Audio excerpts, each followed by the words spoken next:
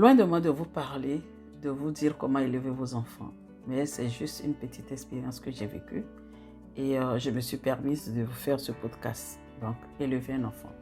Bonjour au papa et aux mamans. Bonjour à tous. À tous ceux qui ont le plaisir d'élever un enfant. Oui, je dis bien le plaisir, car cela doit être un plaisir, même si cela reste une grande responsabilité. Aujourd'hui, c'est à vous que je veux parler, parce qu'élever un enfant peut avoir de graves conséquences si on n'a pas conscience de l'impact qu'on peut avoir sur un enfant. Oui. Vous savez que tout ce que vous faites, vos faits et gestes, l'enfant regarde et il goûte, il boit.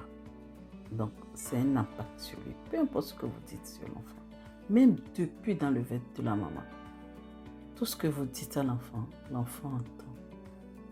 Dites-le, je t'aime. Dites-le tout ce que vous voulez. Mais il entend. L'enfant est un être qui n'appartient à personne.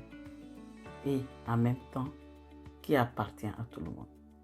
Pourquoi je dis cela? Parce que quand c'est dans ton ventre, ça t'appartient à toi seul.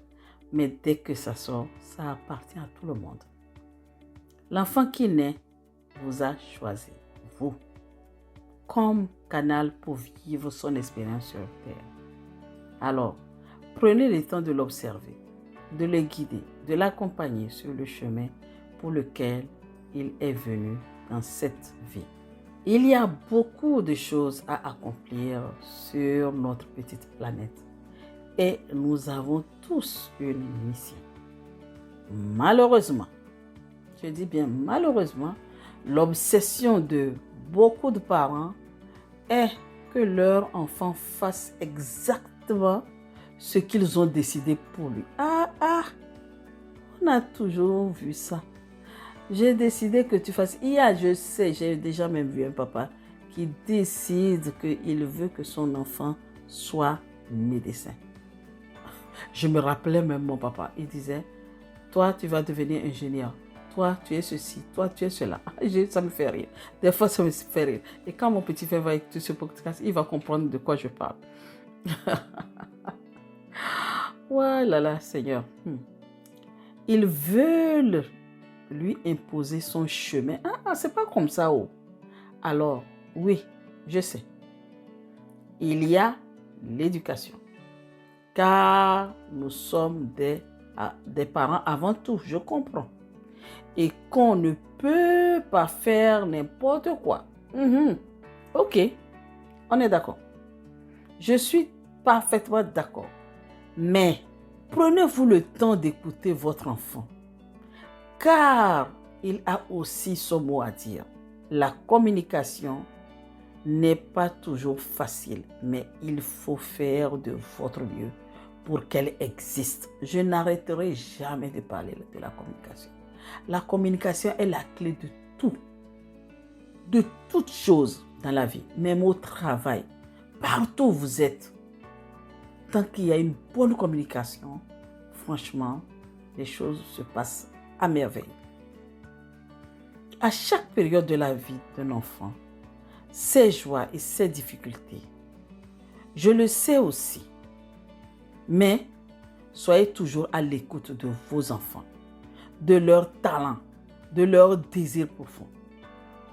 Je vais juste parler un petit peu de moi, de mon expérience. Aujourd'hui, je vis en France, d'accord? Un pays où, pour exister, il faut avoir un diplôme. Je ne vous dis pas que je n'ai pas eu des diplômes. J'ai eu des diplômes, mais qui ne m'ont même pas servi en France. Alors, voyez-vous qu'à plus de 50 ans, j'ai repris les études et j'en suis fière. Oui, très fière. Parce que je peux enfin m'exprimer, enfin vivre ce pourquoi je suis venue sur cette terre. Tout simplement parce qu'on ne m'a pas donné la possibilité d'aller vers ce qui était pour moi, ce qui était mon chemin. Mes parents ne m'ont pas observé. La seule chose que je sais, papa a dit, mais toi, si je suis en vie, je sais que tu iras très loin parce que tu es très intelligente. Mais après, ma maman, est-ce qu'elle m'a observé pour voir ce que je voulais? Ah, il fallait faire ceci. Non, fais ça, fais ça, fais ça. Et j'ai fait parce que j'étais obligée de le faire. Donc, aujourd'hui, je m'exprime et j'en suis fière.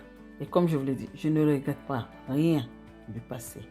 Parce que toutes les expériences que nous vivons ont un sens et une raison. Mais imaginez le temps gagné si vous laissez votre enfant exprimer sa passion. Ce pourquoi il est là dans cette incarnation. Vous savez, le temps est précieux, même si on ne peut pas le palper, même si c'est une notion abstraite, il existe. Alors, ne faites pas perdre du temps à votre enfant. Accompagnez-le, soutenez-le dans ses projets. Je le redis, je ne parle pas aux papas et aux mamans. Vous savez, papa et maman peuvent partir très tôt. Ça arrive. Et c'est la sœur, la tante ou une autre personne qui prend en charge l'enfant. C'est la personne qui élève l'enfant qui doit lui donner les moyens de suivre sa route. Un enfant est précieux.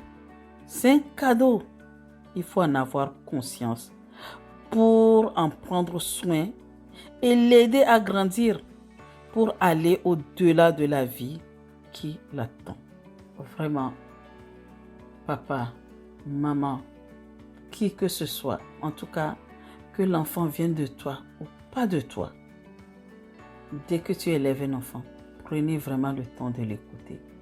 Surtout la communication. Communiquez à votre enfant. Je sais qu'à un moment donné, les enfants n'aiment pas parler, mais soyez souple. Faites quelque chose. Amusez-vous avec l'enfant et donnez-lui l'opportunité de vous parler.